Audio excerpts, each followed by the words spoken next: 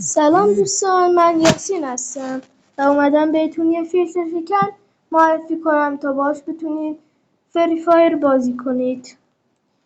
این فیلتر شکن است. اول میریم از دوباره میایم توش. وضعیت نت یکم خرابه و دیر میاد، اما ارزش داره که میتونیم فری فایر بازی کنیم. پینگشم پینگ معمولی خودمونه، همون 200 نه 300 میشه، 200 خورده، اما ارزششو داره. خب فیلتر شکنه اومد. حالا ما وای میستیم میزنیم رو این همینی که الان من روشم، میزنیم انرژی رو، وای میستیم تا بیاد.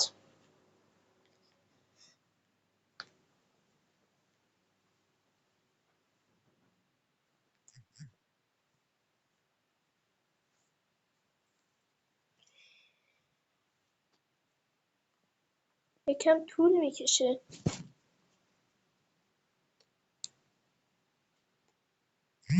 الان وصل میشه.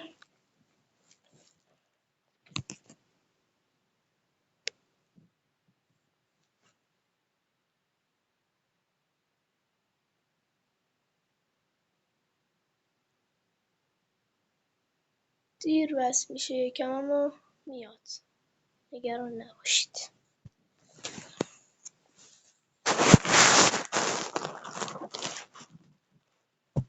فردا یادتون نره به کانال ما سر بزنید. میخوایم آنباکسی کیمدی کنیم، حتما با ما همراه باشید. فردا ساعت 3:30 آپلود میشه فیلم. خب اومد فیلتر شکنه. میریم توی فری فایرمون. حالا ما رو مکس فرقی نداره چه فری فایر باشه، هر جور باشه میاره. توی اومدن فری فایر هم یکم مشکله با این فیلتر شکنه، اما میاد دیگه، خوبه. حالا ما وای میسیم تا بیاد.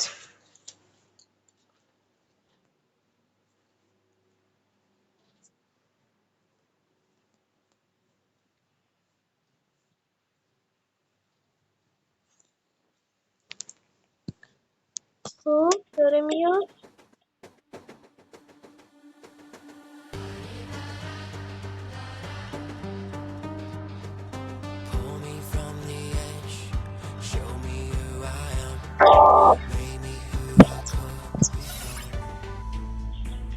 خب بچه میبینید که خیلی الان کامل بازی آپلود بشه، بعدش بریم تو بازی بهتون بگم. خب الان اینجا رو میبینید تمام چیزا. Oh man, I پینگ should have بالا finished رو those deep ببینید fried chicken سفیدم wings و from وقتی last میاد تو night. بازی یکم I'm رد starving. میشه. ازش داره. ببینیم اینجا میاد. بله اینجا میاد. خب ما میریم توی نونوالف دست. اگه بیاد خیلی خوب میشه. ببینید این ضبط شده، همون 200 خودمونه و ارزش داره، خیلی حال میده. هرچی هست خیلی خوبه. از فیلتر شکنه بالا نوار اینه. فیلتر شکنه یک VPN هست، اسمشو نمیدونم، اما من با اون پینگ 90 بازی میکرد، پینگ 500 بازی میکرد. پینگ رو نگاه کنین، 200 230 200 خورده نیست، خیلی خوبه. من میرسم پلی بگیم اگه یارو در بیاد که آدارم یه دونه هد زیبا. میبینیم که پینگش هم ماندگاره.